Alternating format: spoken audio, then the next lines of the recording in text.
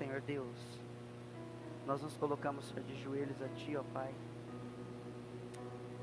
diante de Ti, Senhor, para que o Senhor se manifeste no nosso meio.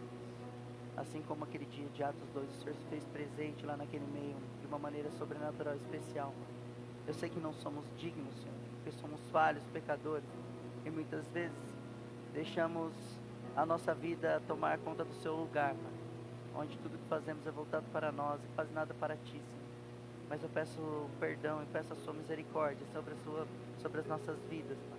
Hoje, querendo ou não, estamos aqui por Sua causa, Senhor. Estamos aqui para cultuar a Ti e adorar a Ti, ó Deus. Que o Senhor venha receber os nossos louvores e adoração, e que o Senhor possa falar conosco profundamente hoje, no nome do Senhor Jesus, Pai. Eu agradeço a Ti, honra e glória do Teu santo nome.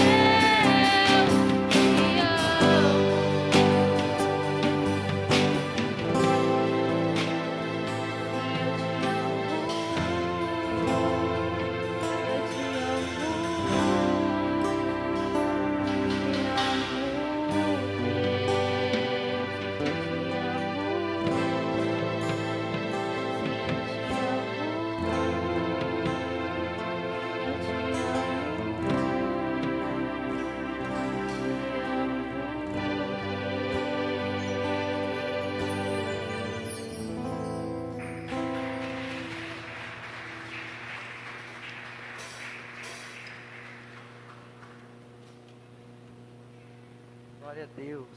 Pode tomar assento. Mirelle, vê se está certinho ali, por favor. Não sei se vai.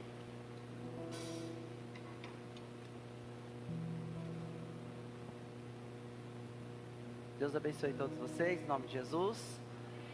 Espero que estejam todos bem, felizes. E se não tiver, eu sei que vão sair daqui bem, porque a palavra traz renovo para a nossa alma. Nós do Ministério Discípulos já temos, desde o início, inserido no nosso coração, que não existe mais troca, que não existe mais barganha com Deus.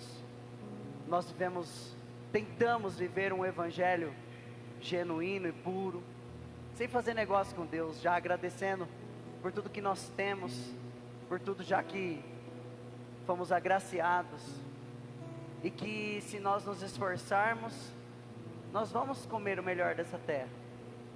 Graças ao bom Deus, eu posso dizer que eu fui privilegiado, eu não sei se por força maior das frustrações, em conhecer esse Deus que é misericordioso, porque nós somos falhos e pecadores.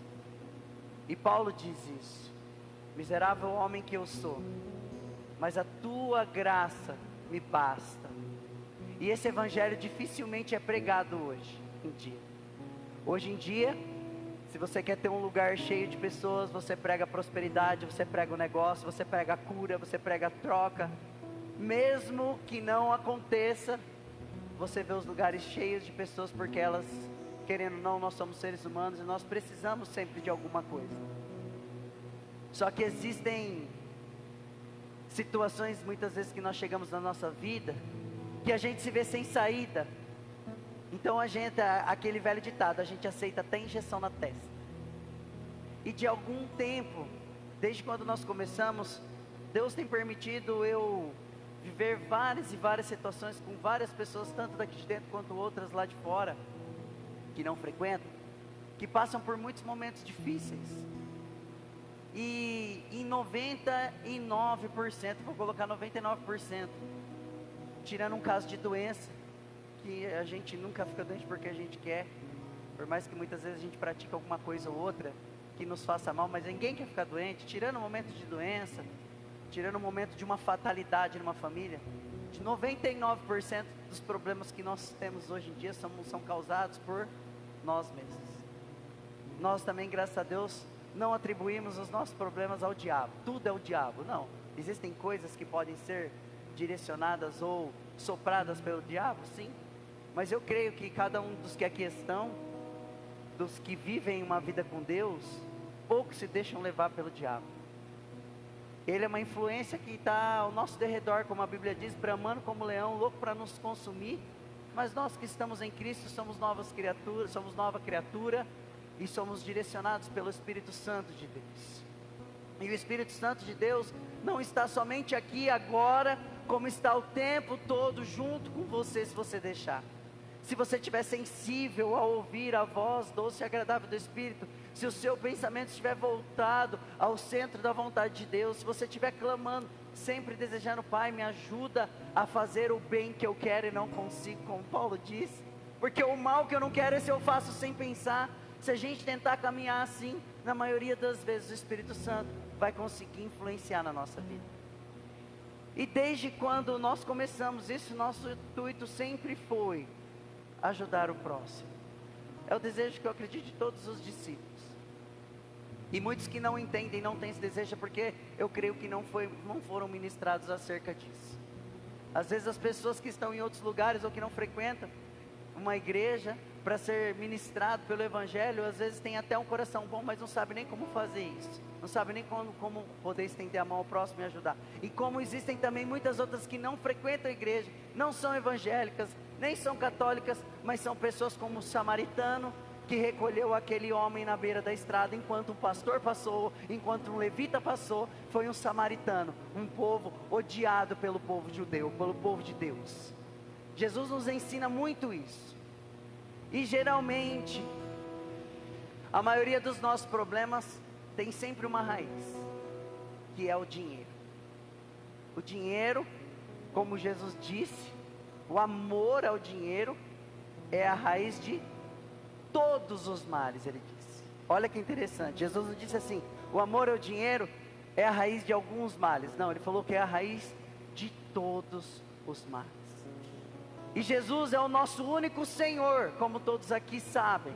Ele é o nosso único Senhor, nós só devemos louvor e adoração a Ele. Mas Jesus também diz que o dinheiro é um outro Senhor. Ou seja, Ele sabia que o dinheiro teria um poder, inclusive ainda maior do que o dele. Às vezes você que vai assistir esse vídeo, ou você que está aqui pensa assim, nossa, dinheiro tem mais poder do que Jesus? É óbvio que não, porque Jesus é o dono de tudo. Mas nesse mundo, o dinheiro tem tomado lugar de Jesus. Não só lá fora, para quem não conhece, mas na maioria das vezes dentro dos próprios templos cristãos. Hoje as catedrais, hoje as igrejas são as maiores fontes de arrecadação que existem. Mesmo no meio de tanta heresia, de tanta mentira, de tanta enganação, ainda assim, a cada dia se abre uma nova igreja numa esquina, a cada dia as pessoas estão lá de uma certa forma contribuindo. Agora basta a gente perguntar, será que realmente esta é a vontade boa, perfeita e agradável de Deus?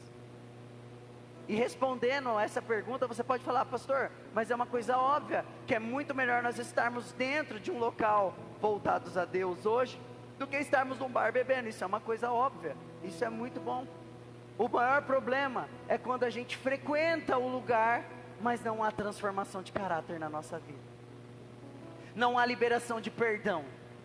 Não há motivação para ajudar aqueles que precisam. Não há motivação de uma melhora conjugal dentro da sua família, com seus filhos, na maneira de tratar, na maneira de pensar. Porque a sua vinda aqui não é simplesmente para cumprir o seu dever religioso, de estou aqui no domingo, não. A sua vinda aqui é com o intuito de ser discipulado, para que você consiga imitar os passos de Jesus amanhã. E não precisa ser amanhã, na hora que você virar suas costas aqui hoje, e nós trancarmos aquela porta ali, que nós venhamos conseguir exalar o bom perfume de Cristo.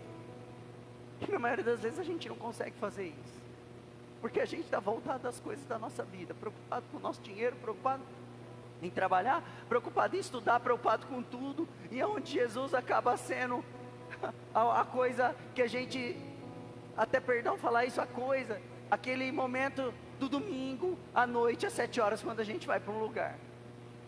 E a pergunta é, as nossas atitudes estão exalando o bom perfume de Jesus?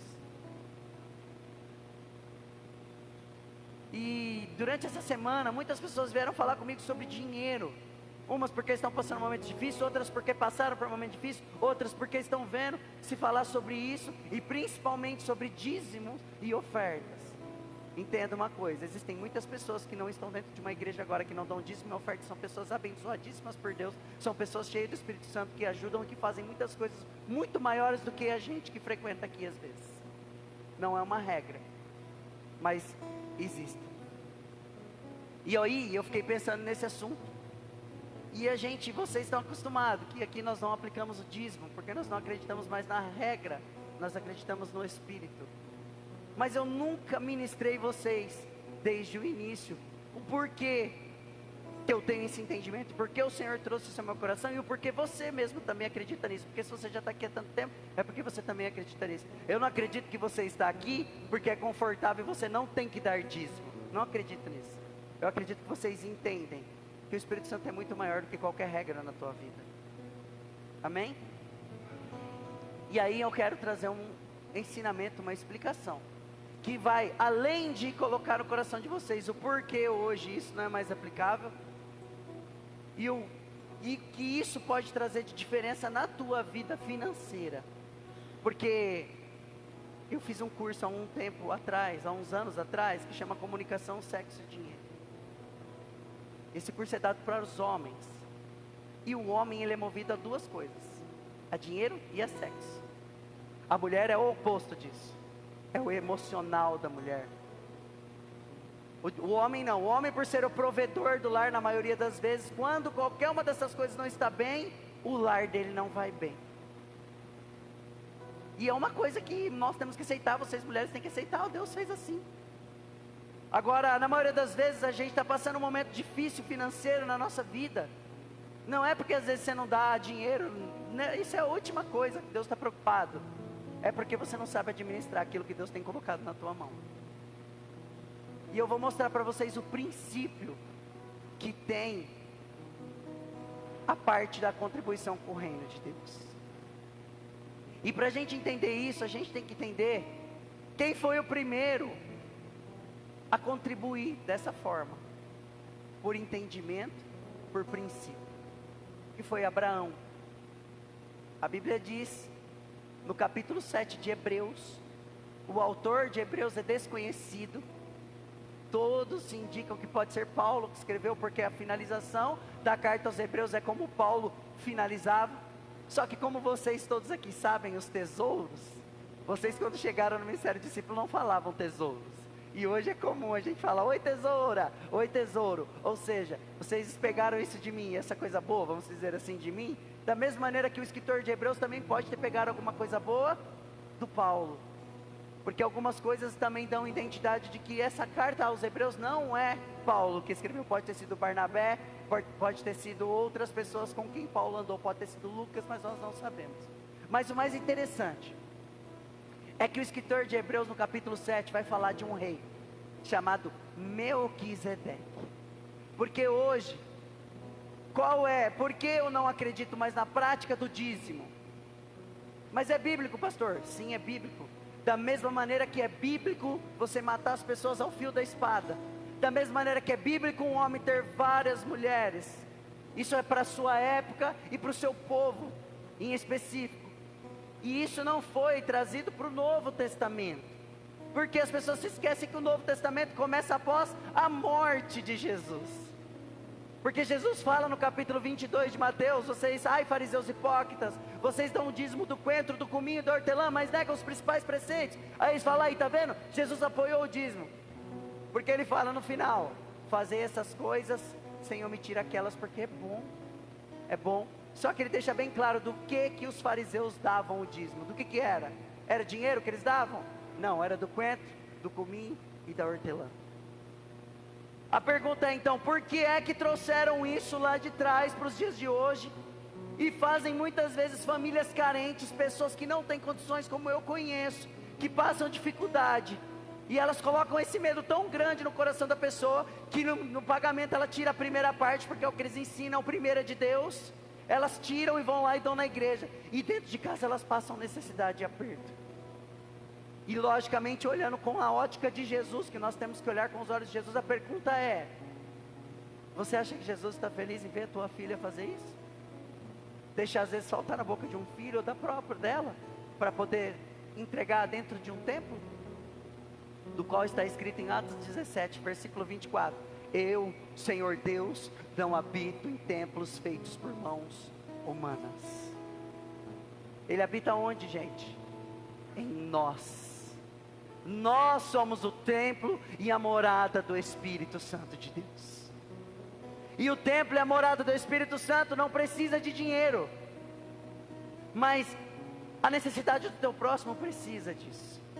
E ai, eu clamo e profetizo, ai, que os homens e mulheres de Deus hoje acordem para isso, acordem e voltem ao verdadeiro evangelho e vivam esse amor direto ao próximo. Você que está aqui não precisa de mim para ajudar quem está necessitado. Você é a ação mais rápida de Deus aqui na terra. Vocês são os sacerdotes, vocês são os filhos, vocês são os embaixadores de Cristo.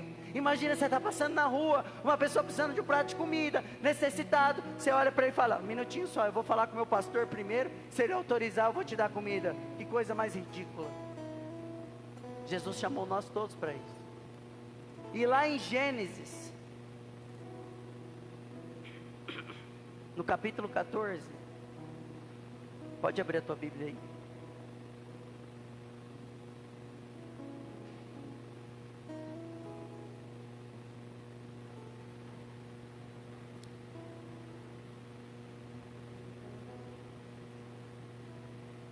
Versículo 17.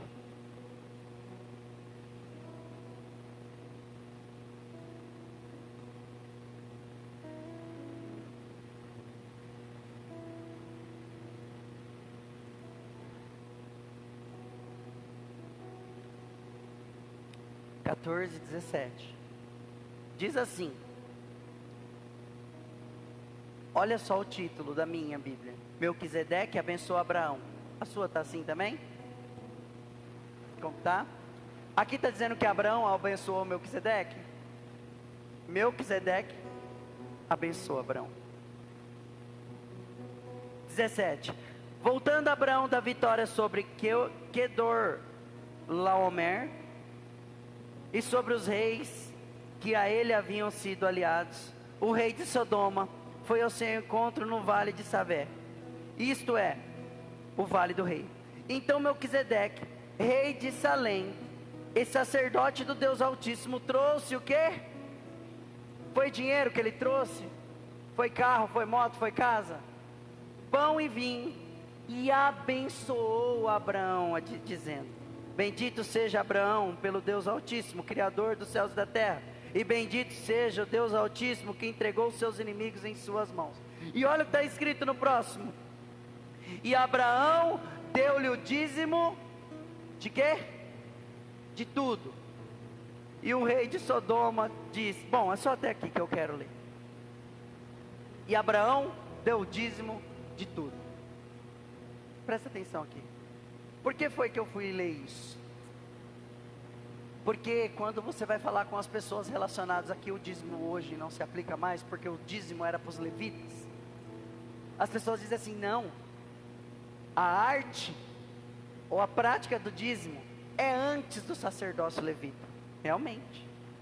Aqui Levi nem tinha nascido ainda. Levi não tinha nascido. Levi era um dos filhos de quem? De quem, gente? De quem eram as 12 tribos? De Abraão? Nós já estudamos isso umas 15 vezes, hein? Hã? De Jacó. Quantos filhos ele teve? Só que quando Deus divide as tribos de Israel, uma das tribos, Deus pega, fala, vocês não vão ter herança, vocês não vão ter terra para plantar. Vocês vão viver do quê? Dos dízimos, que o pessoal vai trazer ao final de todos os anos para vocês. E vocês, levitas, além de viver disso, vão cuidar das coisas de Deus. Cuidavam dos instrumentos, da parte da música, por isso que dizem que quem toca aqui é levita. E cuidavam da necessidade dos órfãos, das viúvas e dos estrangeiros. E o mais interessante é que você pode dizer assim, então pastor, mas aí o pessoal então pegava o dinheiro no final do ano, vendia as coisas e levava e entregava dinheiro lá para os levitas. Não, porque lá em Deuteronômio, no capítulo 14, se não me falha a memória, do 22 em diante, diz assim, se o Senhor teu Deus tiver ali abençoado, se ele tiver o quê? Se ele não tiver abençoado, como é que você vai fazer? Vai roubar para dar o dízimo? Se o Senhor teu Deus tiver te abençoado, e o local que ele escolher para entregar o dízimo for distante, vende tudo, vai até o lugar que o Senhor teu Deus escolheu, compra tudo que o seu coração desejar, cevada, tinha cerveja, viu lá na época, cerveja, vinho, cereais, bezerro, compra tudo que o seu coração desejar, fartem-se, alimentem-se, desfrutem você, os teus filhos, as pessoas que ali estiverem, e não se esqueçam dos levitas, pois dele é a herança dos dízimos. Vende tudo e compra tudo. Era dinheiro? Não.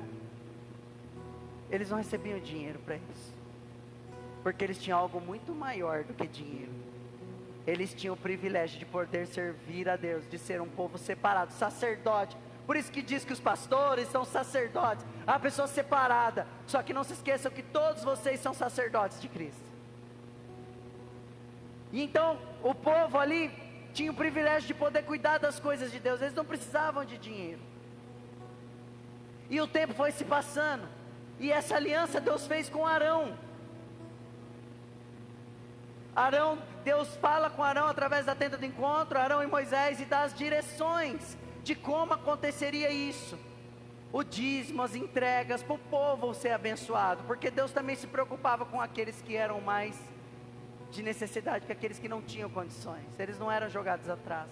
Porque naquela época as mulheres, elas iam casando com os parentes ali da linhagem, com o irmão, ia casando, chegava uma hora que se morresse todo mundo, ela não podia casar mais. Por isso que quem cuidava das viúvas era como se fosse a igreja. Naquela época não existia igreja, era a tenda do encontro, não tinha templo. O templo foi construído lá com Salomão, nossa, mais de 1000 anos depois, que Salomão deseja montar um lugar e faz o templo. E aí Deus olha, que não, já contei pra vocês, fala assim: Salomão, você quer colocar eu aí dentro? Eu sou o criador do universo.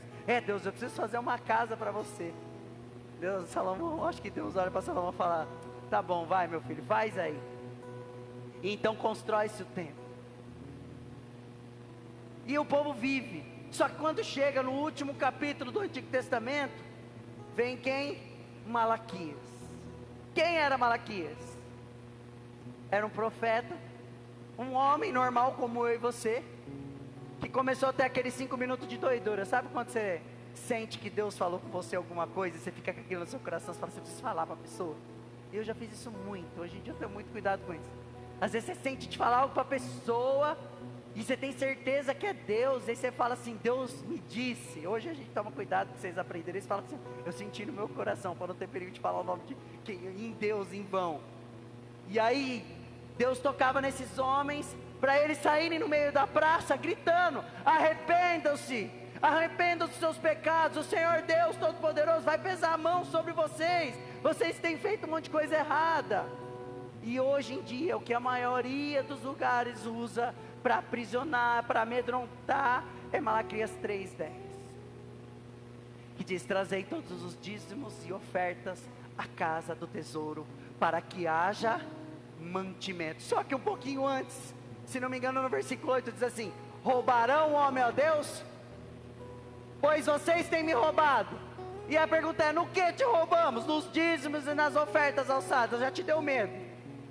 E os ladrões não herdarão o reino de Deus. Vai vendo a confusão. E aí um que pega as pessoas, quando um pega no medo, que roubará o homem a Deus, então você não quer ser ladrão, você vai dar, pega na ganância. Porque depois diz assim: trazer os dízimos e as ofertas da casa do tesouro para que haja mantimento. E aí na sequência está assim: se eu não vos abrir a comporta do céu e derramar sobre vocês tal bênçãos, que vocês nem terão aonde guardar. Imagina que benção. Trabalha o mês inteiro, não precisa nem abrir conta no banco, irmão. Não precisa nem investir dinheiro na poupança, se tiver. É só investir na igreja.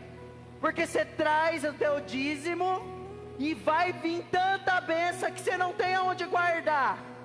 Porque se Deus é Deus e é o Deus que cria o universo, você acha que Ele vai te dar R$50 de bênção? Não. Se você der o dízimo, Ele vai te dar um monte. E aí pegam uma passagem que é a parábola da semeadura e diz assim: porque Deus vai te dar 30, 60, 100 por um. Está na Bíblia. Quando não pega no medo, pega na ganância. E quando pega na ganância, pega na culpa. Que coisa terrível. E aí tem um monte de gente frequentando lugares e dando dinheiro, acreditando nisso como uma verdade, porque é bíblico, está na Bíblia, passando necessidade dentro de casa, não consegue estender a mão para o próximo, porque já dá o dízimo. Como uma vez eu já ouvi de uma família que nós fomos ajudar, com 8 filhos, eles tinham desempregado os 2, passando necessidade, e a gente saiu arrecadando coisas, e o carro foi até na boca, de tanta coisa que a gente arrecadou. Era muita coisa, tipo 8 cestas, se não me engano, 7 caixas de leite, foi muita coisa, eles tinham muitas crianças. E dessas, todas essas coisas arrecadadas, sabe quantas vieram de evangélicos, de pessoas que frequentam a igreja? Nada. Tudo foram pessoas que nem a igreja frequentavam que deu. Teve uma pessoa de dentro da igreja na época que deu R$50, falou: toma. Porque o resto nem um pacote de macarrão. E aí eu fui naquela época falar com o pastor, falei: pastor, a senhora acredita nisso? Pastor, a senhora acredita nisso? Aí ela falou: eles não precisam, eles já dão o dízimo. E essa é uma triste realidade que nós vivemos. E aí o escritor de Hebreus vai explicar para nós agora qual era o princípio que Abraão, nós não lemos aqui que Abraão deu o dízimo de tudo, mas não é bem assim. Abraão era um cara rico, de muitas posses, de muitas pessoas a seu comando. Ele era um homem muito rico. Antes mesmo de Deus chamar ele, de falar: Abraão, sai da sua terra, da sua parentela e vai para o lugar que eu vou te mostrar. Abraão podia ter falado para Deus: Deus, eu não preciso, porque Abraão já era velho, tinha 75 anos de idade. Mas ele ouviu a voz de Deus e falou: eu vou. Ele não teve medo. E aí o escritor dos Hebreus diz o seguinte: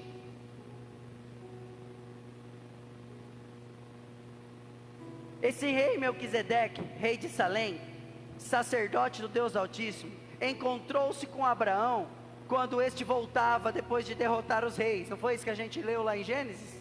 Olha só, o cara que escreveu Hebreus tinha conhecimento profundo da palavra e começou a narrar o Gênesis 14 que a gente leu, e o abençoou. Quem foi que abençoou? Foi o Melquisedeque que abençoou o Abraão primeiro, com pão e com vinho. Ou seja, o cara entendeu quem era o Abraão, e se mesmo sendo rei, vocês vão ler quem é esse cara aqui. E aí ele, na sequência, ele diz assim: e Abraão deu-lhe o dízimo de tudo. Em primeiro lugar, seu nome significa rei da justiça. Está falando aqui de Melquisedeque. Quem é rei da justiça, gente? Por que você está aqui hoje? Por causa de quem? Quem que é o rei da justiça? Jesus. Está em Hebreus capítulo, versículo 2 já. Em primeiro lugar, seu nome significa rei da justiça.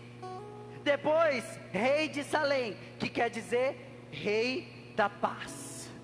Quem é que disse: eu vos trago a paz, eu vos deixo a minha paz, saudai-vos os outros com a paz? Quem é? Olha só o que o escritor de Hebreus está comparando o Melquisedeque a Jesus. Olha o que diz aqui: sem pai, sem mãe, sem genealogia, sem princípio de dias, nem fim de vidas, feito a semelhante ao Filho de Deus, ele permanece sacerdote para sempre. Consideram a grandeza desse homem. Até mesmo o patriarca Abraão lhe deu o dízimo dos despojos de guerra.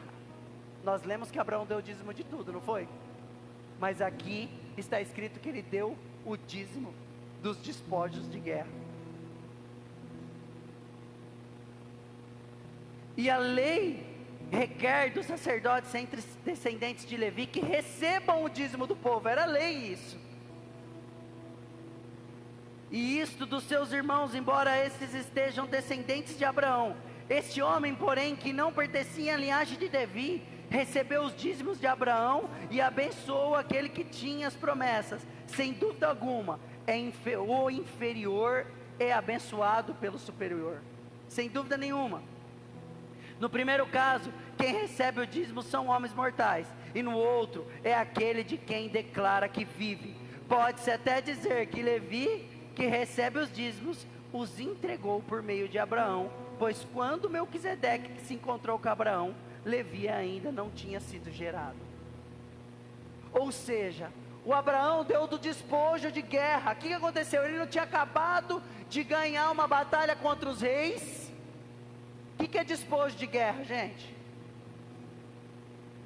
Quando eles matavam todo mundo na guerra, sobravam todas as coisas das pessoas lá.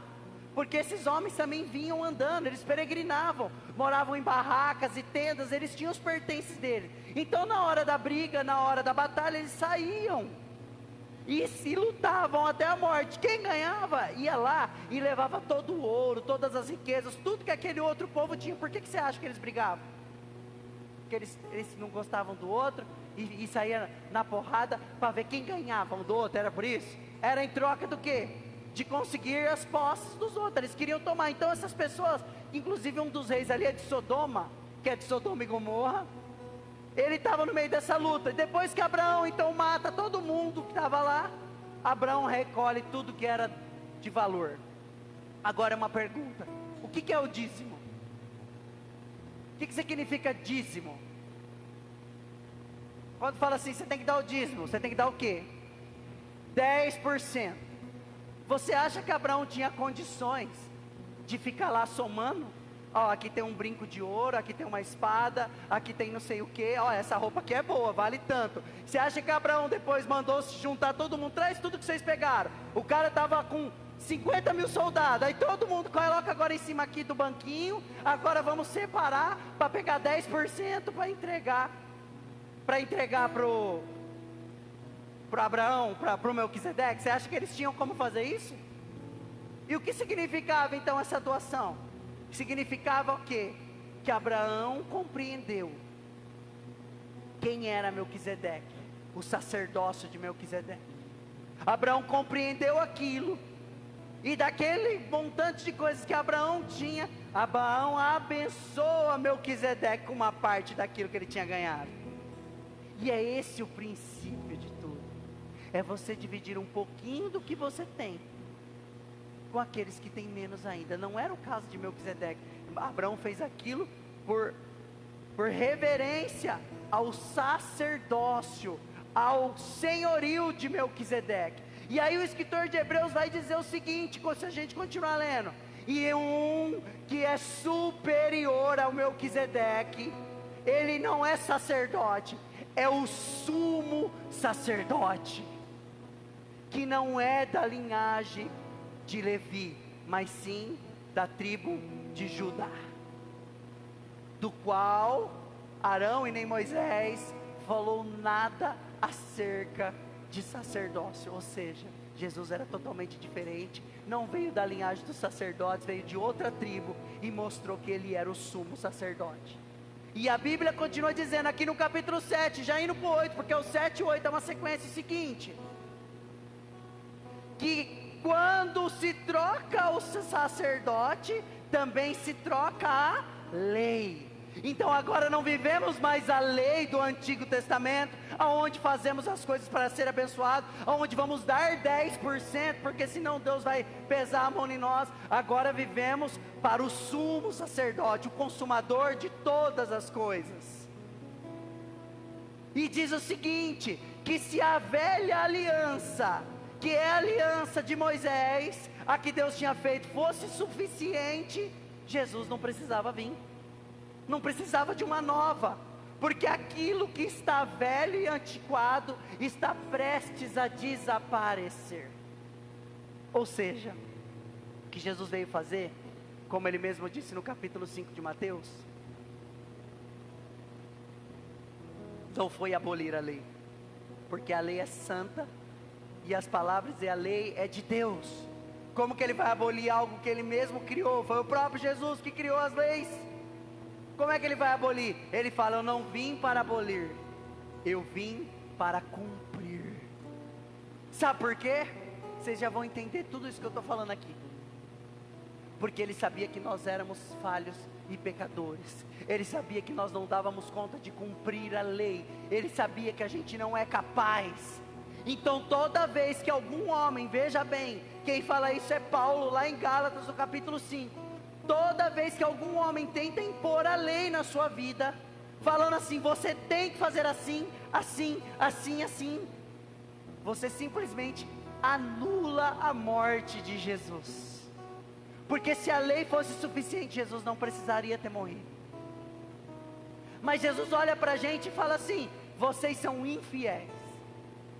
Essa semana eu ouvi o cara dizendo assim, seja fiel no pouco, que Deus te coloca no muito. Seja fiel no dízimo, que Deus vai te abençoar. Mentira. Mentira, porque ninguém consegue ser fiel. E eu explico isso de uma maneira muito clara para as pessoas. Você que é casado, tem tua esposa e o teu marido. Vamos colocar o marido e a esposa. Se o teu esposo te trai no casamento, vocês estão bem casados, o teu esposo vai lá e te trai e você descobre. E aí você chega para ele e ele fala assim, minha esposa, me perdoa, eu deslizei, eu falhei, eu juro nunca mais vou fazer isso, estou arrependido, foi uma vez só, um minuto de besteira. E aí você olha para ele e fala, amor, eu amo você tanto que eu vou te perdoar. E aí o teu marido nunca mais te trai. E vocês vivem felizes por 60, 70 anos, sei lá, a vida inteira. Quando chegar lá na velhinhos dois, ele vai poder olhar para você e falar assim, amor, oi velho, Eu fui-te fiel a vida toda, amor. Ele vai poder falar isso? Por quê? Porque um dia ele traiu. E assim somos nós. Se você falar, eu vou ser fiel no dízimo, você pode dar. Comecei hoje, virei crente, vou para a igreja, tem que dar dízimo? Tem, porque se você não der dízimo, você é um infiel. Então eu vou dar dízimo, pastor. E aí você vai dando dízimo, 1 mês, 1 ano, 2 anos, 3 anos. Aí um dia, você perde seu emprego, está lá apertado, tem só um pouquinho de dinheiro, ou põe comida dentro de casa ou dá o dízimo. O que você vai fazer? Vai pôr comida dentro de casa, deu um aperto, você deixou de dar o dízimo aquele mês, você foi infiel. Essa pessoa está querendo fazer você virar um infiel. Porque quando você não tem regra para cumprir, e você vive pelo Espírito Santo, você nunca vai ser cobrado por algo que você deveria fazer. Porque aqui está escrito que a lei era obrigado a dar o dízimo. Se a gente continuar lendo aqui o capítulo 7 e 8 de Hebreus, diz assim, que os sacerdotes eram obrigados a cobrar, a receber o dízimo. Não tem aquela história, mas eu não dou porque é obrigação, eu dou porque eu quero. Então por que você está dando 10%? Por que você não dá 12, 15, 8, 7, 20, 30?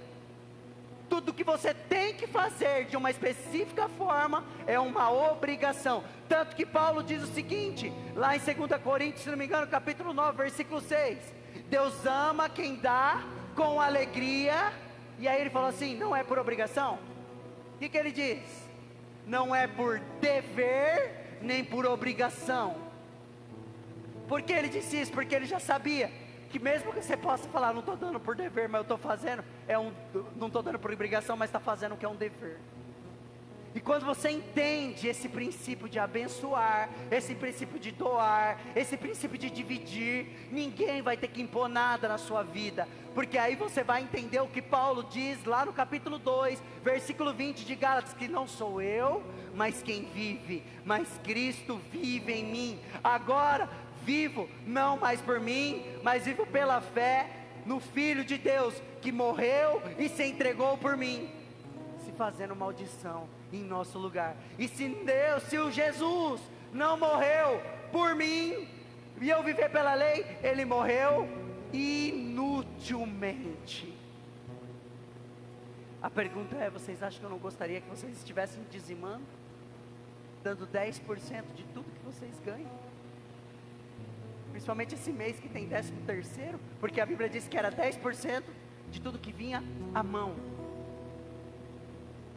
Mas hoje em dia o que eu conheço são muitos empresários, que eles ganham um monte de dinheiro, mas sabe como é que ele faz para se sentir? Para não dar um rio de dinheiro na igreja, ele faz um prolabore. Eu só ganho R$1.500, ele dá 150 de dízimo. Você acha que engana Deus? Se fosse a regra, Deus está vendo que você ganha 50 mil, você teria que dar quanto? 5, aí você vai lá e faz o papelzinho com prolabore, e Deus fala, olha que pena, hein, agora eu vou ter que pegar só 150, porque ele fez um papel. Ninguém engana Deus, não adianta. Você que está assistindo, que dá dízimo e faz prolabore, então você não está conseguindo cumprir nem com aquilo que você diz que acredita. Seja livre no Espírito Santo, doe conforme o Espírito sopra generosidade no seu coração. O duro que infelizmente eu já vivi isso, sei como é. Quando era regra, as pessoas davam, e quando é por liberdade, elas misturam liberdade com libertinagem. Já que não preciso dar, então não vou dar nada. Mas Deus está vendo. E tem uma coisa, ninguém ganha de Deus. Ninguém ganha de Deus. Aqui no capítulo de Hebreus 7, nós lemos o seguinte, que aquele que doa é mais abençoado do que aquele que recebe. Olha que coisa doida. O que dá, eu venho aqui hoje, pego um carro e falo assim, Edson, um carro de presente para você. O que você vai falar? Rapaz, fui abençoado, ganhei um carro de presente, fui abençoado, é bom demais, Deus é bom, obrigado Deus. A Bíblia diz que aquele que deu é mais abençoado do que o que recebeu. E é difícil desse princípio entrar. E hoje a maioria dos homens de Deus, sabendo disso, trazem lá de trás um jugo que Jesus levou na cruz embora. Porque aí você vai falar, pastor, então por que o senhor está pregando tudo isso? no dia de ceia. Porque nós estamos aqui. Para que hoje? Hoje nós vamos celebrar a ceia do Senhor, um momento simbólico, que Ele disse: quando fizerem isso, façam em memória de mim, não é isso? E a pergunta é: Jesus deu 10% da vida dele para você? O que Ele deu? Tudo. E valia a pena? Você vai comprar um carro, chega lá, o carro está com os pneus careca, motor fundido, tudo torto, amassado, você compra? Não, porque não presta. Você não vai querer comprar o que não presta. Jesus olhou para nós, a gente presta? Somos o quê? Ai, nós somos joia rara, ouro puro de Ofir. Não, nós somos miseráveis pecadores, alcançados pela graça de Deus. É pela misericórdia dele, é pelo amor dele incondicional. Ele olha em nós, e como o escritor de Romanos capítulo 3 diz: não há um justo sequer, não há verdade em nós. Nós somos falhos, pecadores, nós somos tudo que não presta. Fazemos as nossas perninhas, corre para fazer o que não presta. Mas ele olha e fala: eu te amo, e por esse amor que é incondicional, eu me entrego por vocês. E um dia ele fez isso, mesmo olhando lá de cima e sabendo: meu povo não consegue cumprir nem umas regrinhas aí, nem 613 direito. Consegue, eles não conseguem. Eles não conseguem fazer, colocar 3 tartarugas, eles perdem 2 e uma engravida. Eles não conseguem. Eu vou descer lá e vou cuidar das tartarugas para eles. Foi isso que Jesus fez. Só que ele fez isso com um alto preço, com sangue. Foi com sangue, ele se doou 100%. E sabe quando que nós vamos começar a viver coisas extraordinárias de Deus? A hora que a gente começar a se doar 100% para as coisas dele também. Ai, Deus, como eu quero, Senhor, ver a tua mão agindo, meu Pai, nesse povo. Não nos daqui de dentro, mas nos lá de fora. Para que eles possam vir conhecer esse lado que nós que estamos aqui já conhecemos hoje. Se você hoje decidiu sair da tua casa, falar: não, eu vou lá escutar algo de Deus, eu quero mudança, eu quero transformação, é porque você acredita que tem algo muito melhor do que nós aqui. Tem alguém que está agora nesse momento, aqui no nosso meio, porque ele diz que onde 2 ou mais estiverem reunidos, ele se faz presente, que tem algo muito maior aqui no meio, que é muito mais importante do que nós mesmos, do que o nosso cansaço, do que as nossas fraquezas. É muito melhor nós estarmos reunidos, voltados ao coração de Deus, tentando dizer: Deus, muda aqui esse coração duro de pedra, porque eu quero ser alguém mais parecido contigo, do que a gente ficar em casa deitado. Mas não adianta nada você vir aqui e não querer mudar de vida. E eu vou falar para vocês, eu tô me sentindo morto, porque faz muito tempo que a gente não faz nada. Estou me sentindo morto, sabe? Estou me sentindo um inútil. Nós começamos com todo fôlego, fazendo, acontecendo, e esse ano foi ano de parada. Eu não sei se é o plano de Deus, que quando a gente escuta muito, quando Deus está em silêncio porque Ele está trabalhando, não sei se Ele está querendo trabalhar em nós que estamos em silêncio demais. Eu não sei se Ele está olhando para nós e falando: oh, eu estou esperando vocês tomar atitude aí, estou esperando vocês se posicionar, eu estou aqui, é para onde vamos? E eu quero profetizar sobre as nossas vidas aqui hoje, que esse participar do corpo e do sangue de Cristo hoje venha para trazer um renovo na nossa mente, no nosso coração. Sabe aquela oração que eu sempre faço? Senhor, que os teus pensamentos estejam na nossa mente e os teus sentimentos estejam no nosso coração. Esse é o meu desejo hoje, de verdade. Olha ao seu redor, quantas pouquíssimas pessoas estão aqui hoje.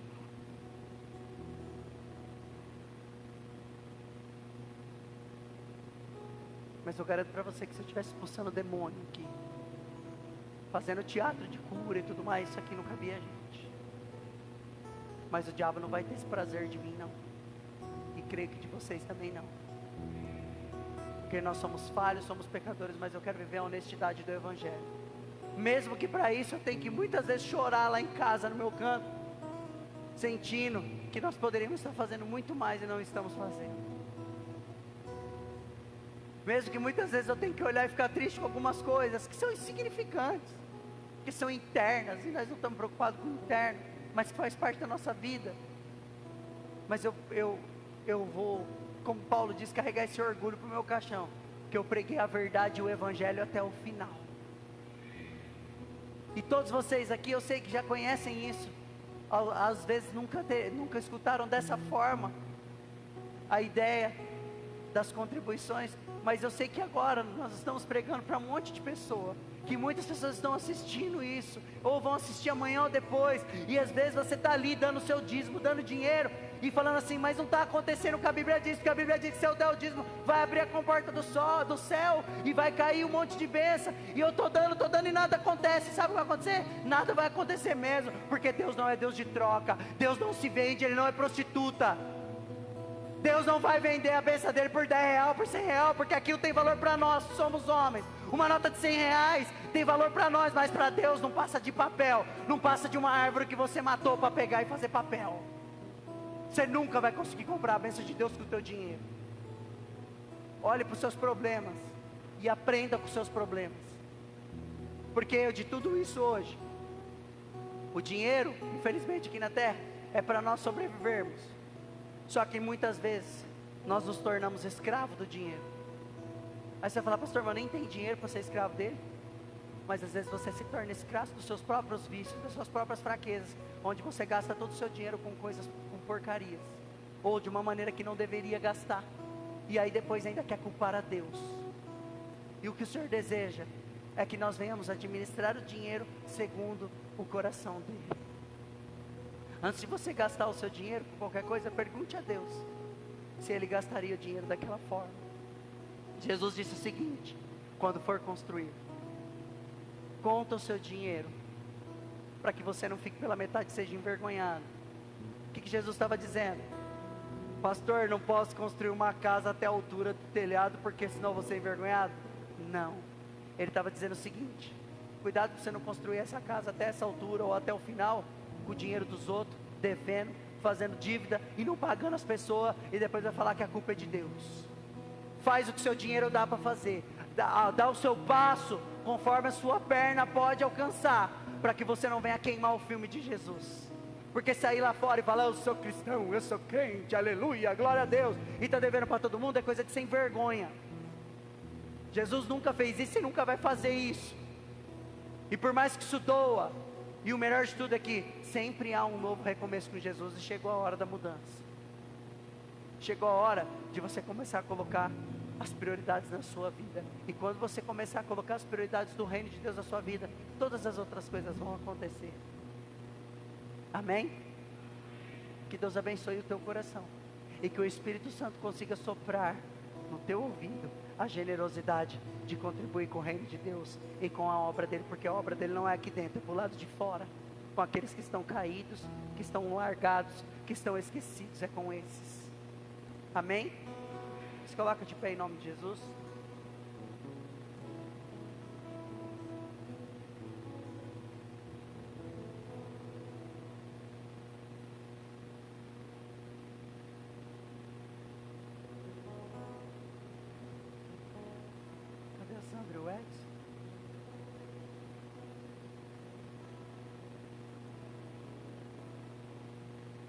Vamos vir aqui de cada lado. A ceia, como está na Bíblia, não é como eu quero. Não é para quem é batizado, para quem frequenta a igreja. Parou aí, José? A ceia não é para quem é batizado, para quem frequenta a igreja evangélica. A Bíblia diz no capítulo 24, se não me engano, de Mateus, onde Jesus estava reunido com seus discípulos, que é para a remissão dos pecados, para todos aqueles que creem em Jesus. Pastor, mas eu não batizei ainda. A Bíblia não diz que você tem que ser batizado para tomar ceia. A Bíblia diz que você tem que crer em Jesus para participar do corpo e do sangue dele. E se você não é batizado ainda, apresse em batizar, porque é um pedido de Jesus. Batismo é um símbolo de você assumir para o mundo que você ama Jesus. Mas eu sou pecador. Eu tenho uma triste notícia para te dar: nós também somos pecadores, todos, não há um justo sequer. Mas o mais importante é que você se arrependa dos seus pecados todos os dias e peça perdão a Deus. Mas também Paulo diz o seguinte, que aquele que come da ceia indignamente, come para a própria condenação. Por isso nós tiramos um momento antes, para pedir perdão a Deus. Peça perdão no mais profundo do teu coração, das coisas que você sabe que você faz errado. Essa semana, esse mês que você fez, que você sabe que não agradou a Deus, você vai ter um momento aqui, para pedir perdão ao Senhor. E não deixe de participar do corpo e do sangue de Cristo, porque a palavra que diz que aquele que não participa do corpo e do sangue não terá parte no reino dos céus. Amém? Vamos consagrar ao Senhor.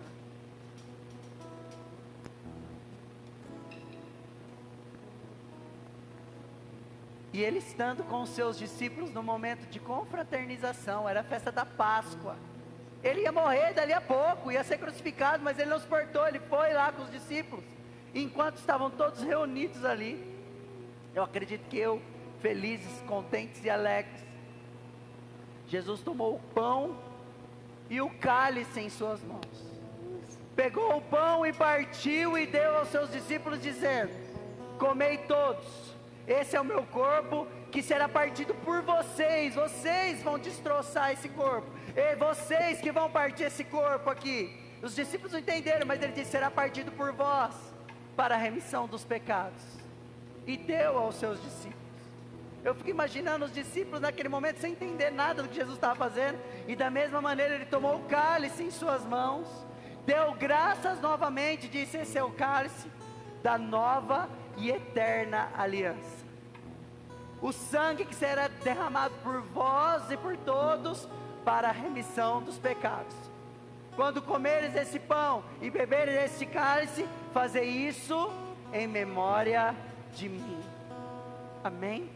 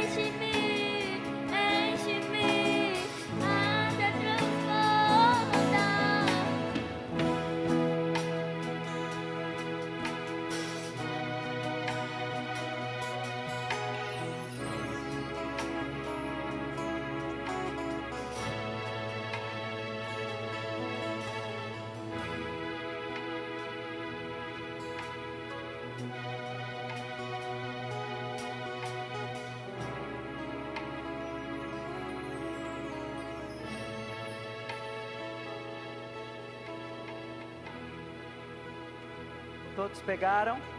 Alguém ficou sem?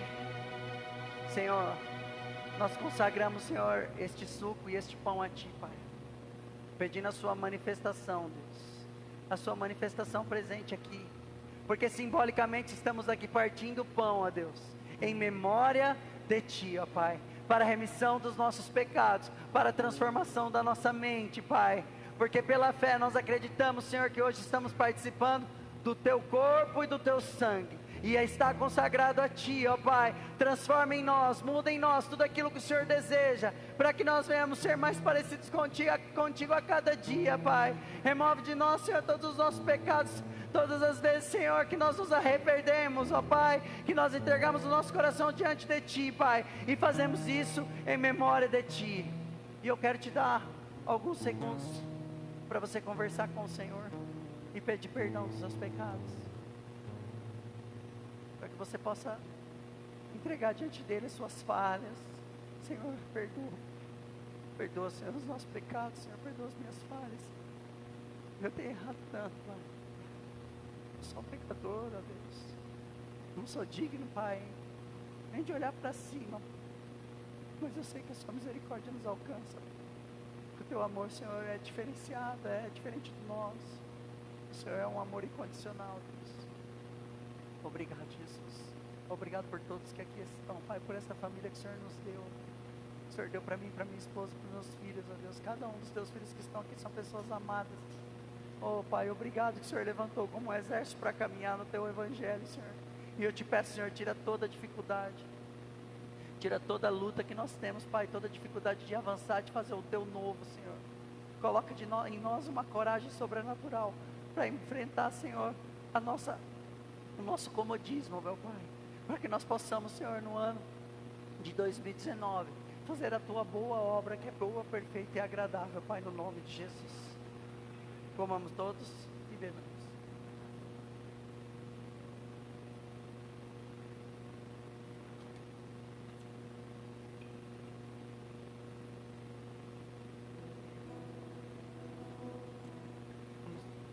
Pode desligar as luzes, por favor.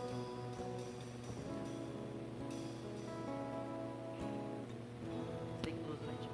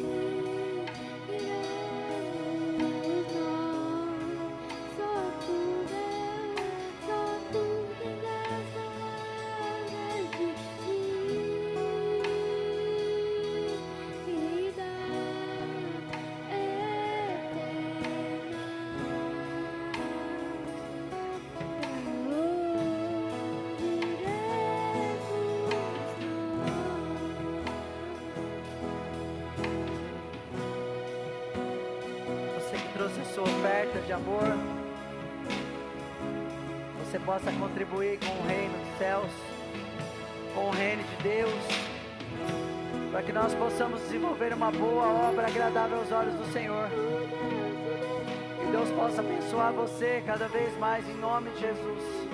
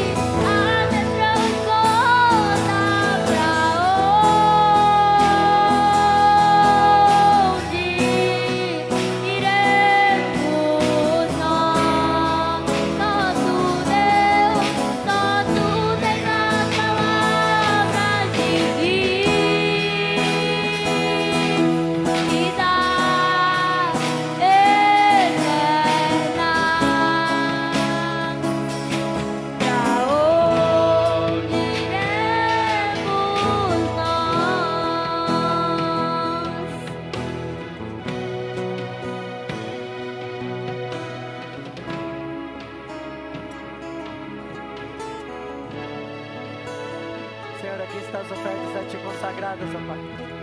Eu quero Te pedir, Senhor, que todas as ofertas que aqui foram colocadas, que venham ser direcionadas conforme a vontade do Teu coração, Pai. Que elas possam ser, meu Pai, direcionadas conforme a Tua vontade. E eu Te peço, Senhor, em nome de Jesus, que o Senhor possa, meu Pai, abençoar a vida daqueles que contribuíram. E abençoar, Senhor, a vida daqueles que não puderam, Senhor, contribuir. No nome de Jesus.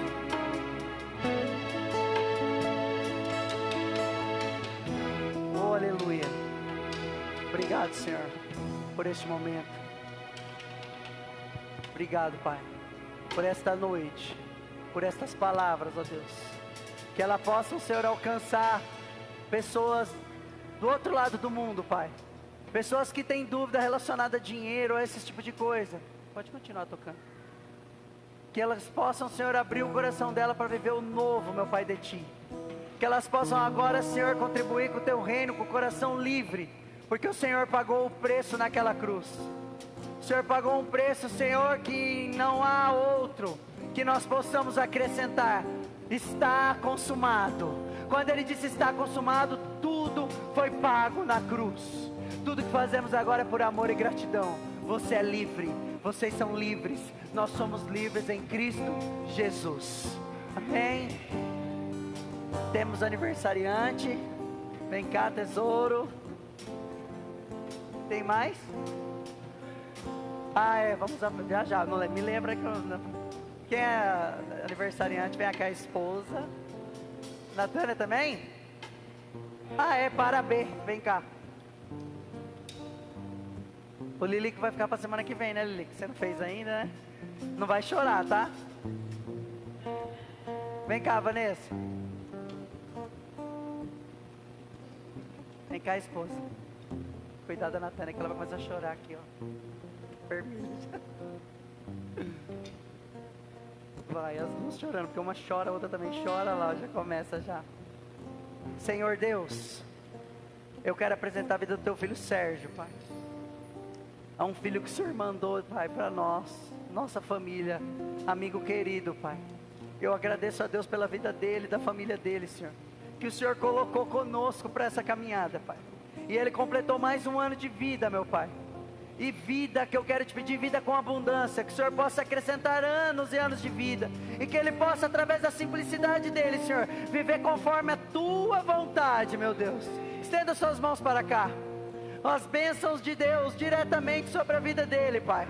Para que ele possa continuar caminhando do jeito que o Senhor deseja, encher o coração dele de alegria e a mente dele dos Seus desejos, meu Pai. Que essa família continue sendo abençoada e que ele possa viver coisas lindas e extraordinárias para a honra e glória do Teu santo e bendito nome.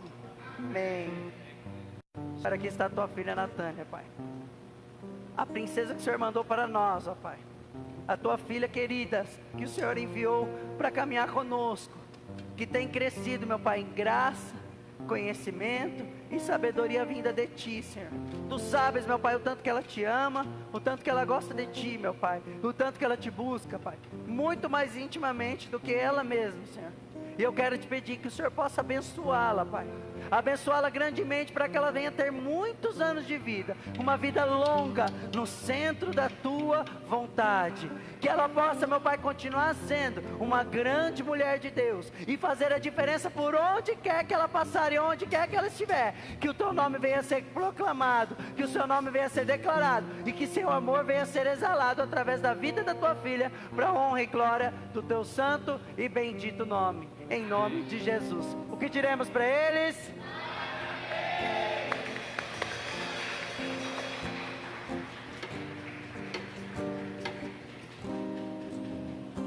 Deus abençoe.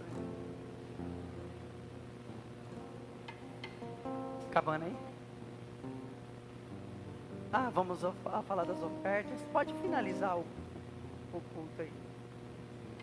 Tchau, Deus abençoe vocês em nome de Jesus. Que o Senhor possa entrar dentro do lar de vocês e que as palavras venham ser de transformação e renovo. Compartilhe o vídeo em nome de Jesus. Amém.